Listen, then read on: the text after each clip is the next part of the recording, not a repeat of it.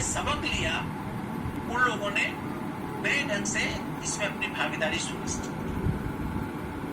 मैं खास करके रूस के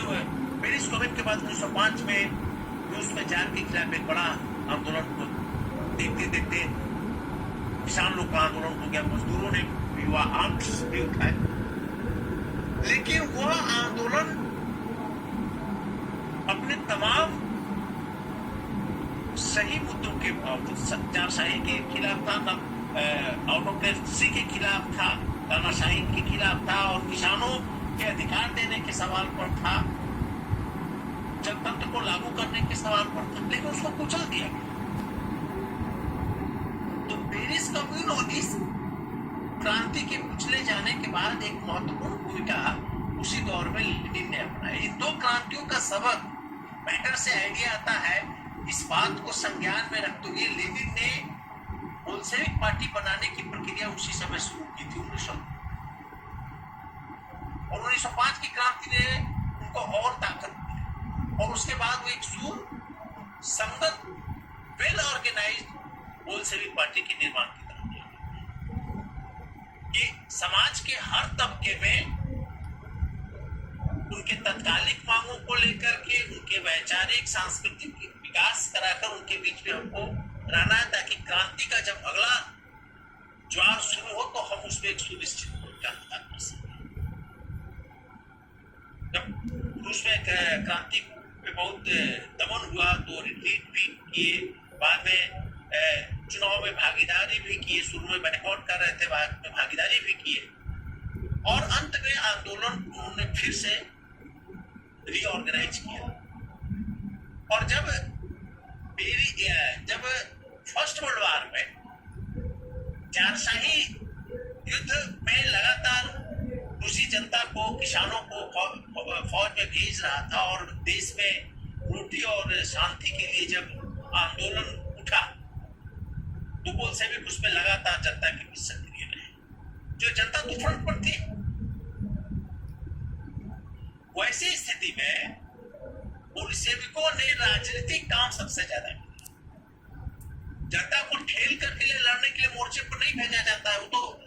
युद्ध में भेज ही रहा था। जहां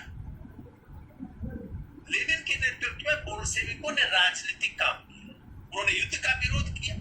युद्ध के चरित्र को बताया कि यह साम्राज्यवादी युद्ध है, किस पूंजीपति को कहां कितना लूट का हिस्सा मिले इसके लिए लूटा जा रहा है, ये जनता का युद्ध नहीं है, जनता की मुक्ति का इसमें आधार नहीं है।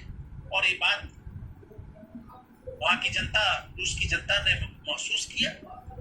और उसके बाद जब जारशाही खत्म हुआ, जारशाही दास के पत्ते की तरह ढल गए, लेकिन जो पार्टियां सत्ता में आई ये कह करके युद्ध खत्म करेंगे, केरेंस्की की सरकार बनी, वो भी युद्ध को खत्म नहीं किया। और उस पूरे जारशाही के खिलाफ पूरे आंदोलन में बहुत छोटा हिस्सा था बोल्शेविक पार्टी, बहुत पूरे देश भर में उनका प्रभाव नहीं था। दूसरे सोशल डेमोक्रेटिक जो पार्टियां थे उनका प्रभाव ज्यादा था। तो अंत में कई अप्रैल थीसिस हुआ, उसके बाद जुलाई की घटना हुई, उसके बाद अक्टूबर में कई स्टेजेस में जैसे जैसे केरेंस्की की सरकार सरेंडर कर रही थी और युद्ध थोपने की प्रक्रिया को बनाए हुए थे, लेनिन ने राजनीतिक संघर्ष को करीब 9 महीना जम करके बोल्शेविकों ने चलाया और युद्ध को समाप्त करने की बात उस जनता के बीच में रखा, किसानों को जमीन देने की घोषणा की और कहा कि कोई भी ये सारी सरकारें जो है ये साम्राज्यवाद के लिए काम करेंगे, आप अपने हाथ में सत्ता लीजिए और आप समाजवाद का निर्माण कीजिए और सिर्फ समाजवादी युद्ध को समाप्त कर सकता है। ये जो दो पूंजीपति लड़ रहे हैं आपस में आपका शोषण करने के लिए, आपके साधनों की लूट के लिए, इनके हाथ से जब तक आप सत्ता नहीं छीनेंगे, इनको आप बेदखल नहीं करेंगे और इनको भगाएंगे नहीं अपने अपने देश से, तब तक जो है ये युद्ध जारी रखेंगे और आपकी बलि देते रहेंगे। ये वो स्थिति थी। इस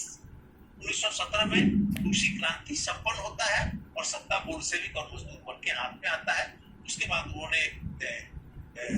समाजवाद का निर्माण किया। हार और जीत की एक लंबी प्रक्रिया है, हम उस पर नहीं जाएंगे, क्योंकि क्रांतियों के अंदर कैसे विकास के स्टेजेज आते हैं हमें उसमें बात और उसके संदर्भ में